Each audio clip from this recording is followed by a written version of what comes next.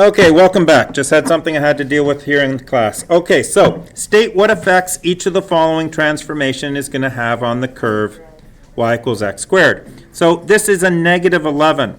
So the negative is going to be a reflection in the x-axis. And the 11 is going to be a vertical stretch by a multiple of 11. Now usually if I'm doing this for myself, I'm going to do those in the opposite order. It doesn't really matter which comes first.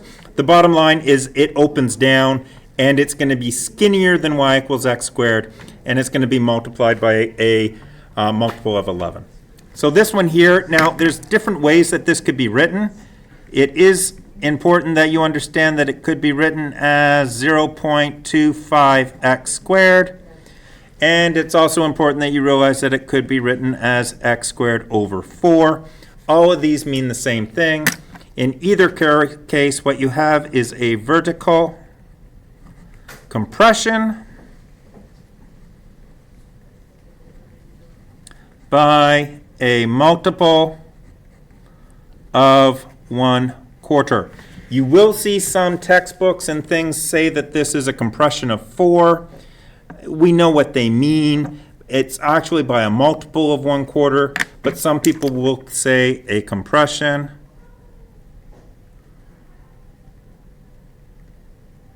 of 4. I don't like that. You won't use that when you talk to me. You'll talk to me as a multiple of 1/4. And over here we've got a couple of things happening. We've got 1, 2, 3 different transformations happening. And we need to do them in order, and there is a specific order that they come in. The order needs to be the vertical stretches and compressions, then reflections, then shifts. So in order,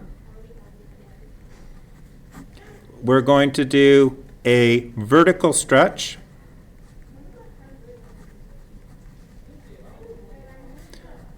by a multiple of 2. Then you're going to have a horizontal shift left 5 units and a vertical shift down 8 units.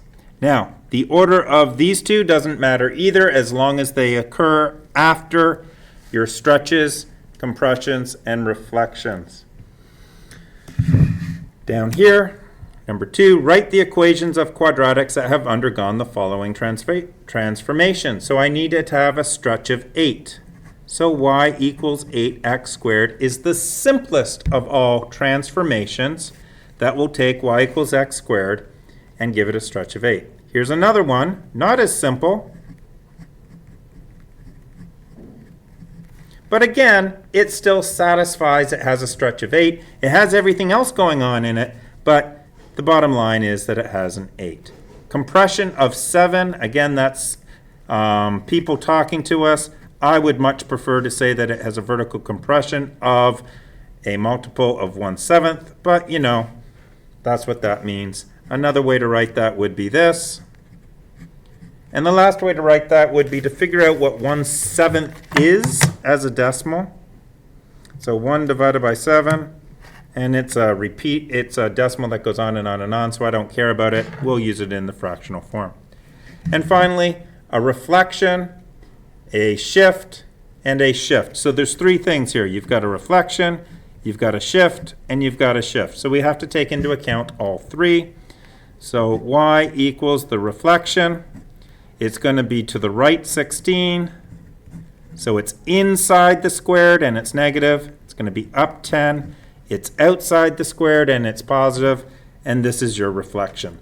Don't forget that is your reflection.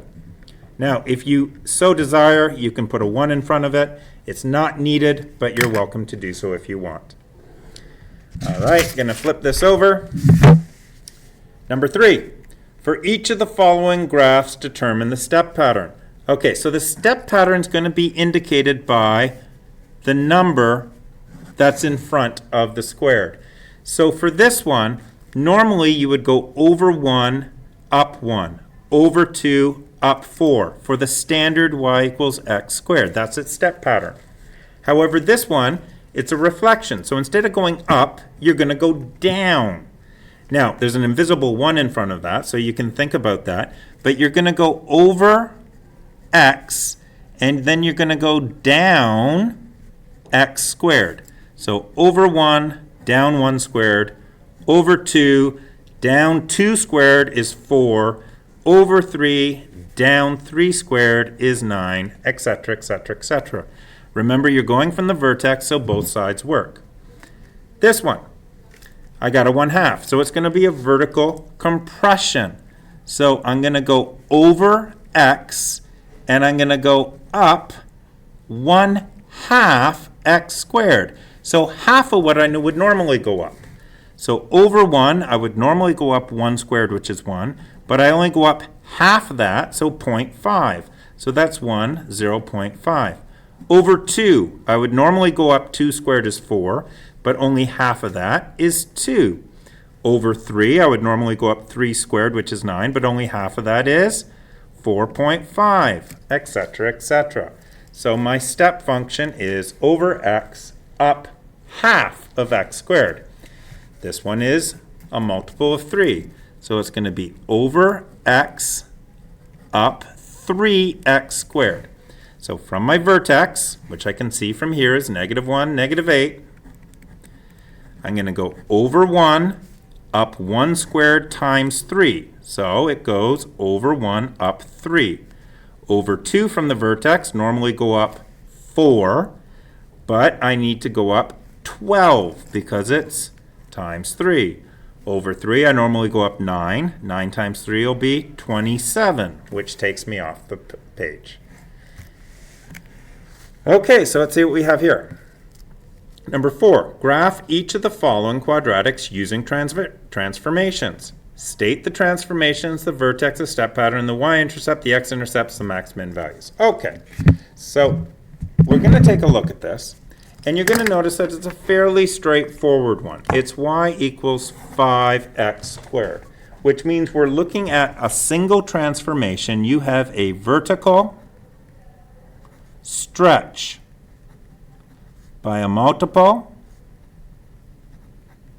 of 5. So the vertex, 0, 0 is where you start. If I take that and multiply the vertical by 5, 0, 0 stays at 0, 0.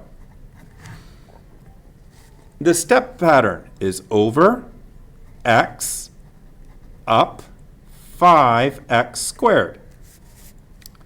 Now the y-intercept, that's interesting. I don't have a graph yet, but I could still figure it out if I wanted to. Let's remember that a y-intercept always has x equals 0 and then a number, because it's where it crosses the y-axis. So if I set x equals to 0 into this equation, 0 squared is 0, times 5 is 0, I'm going to have a y-intercept of 0. The x-intercept can be done the same way. X-intercepts are always a number, but 0 for the y. So we can set y equals 0 and think, what values of x would I put in to get 0 over here? The answer is 0. So max or minimum value, since it opens up, how do I know that? Because it's a vertical stretch, there's no reflection. It opens up. That means I'm going to have a minimum. And if I think about it, the minimum will be at its vertex, and it will have a minimum value of 0.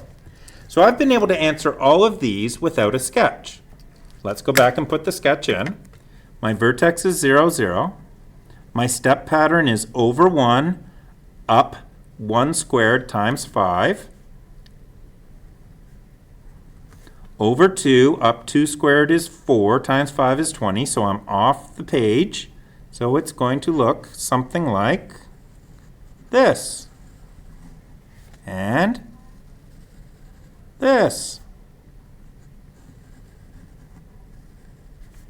Okay? And you'll see that the y-intercept is indeed 0. and that the x-intercept is indeed 0, and that everything else is very true about it. Okay, I'm going to stop here just in case I make a mistake, and then we'll finish off the other pages.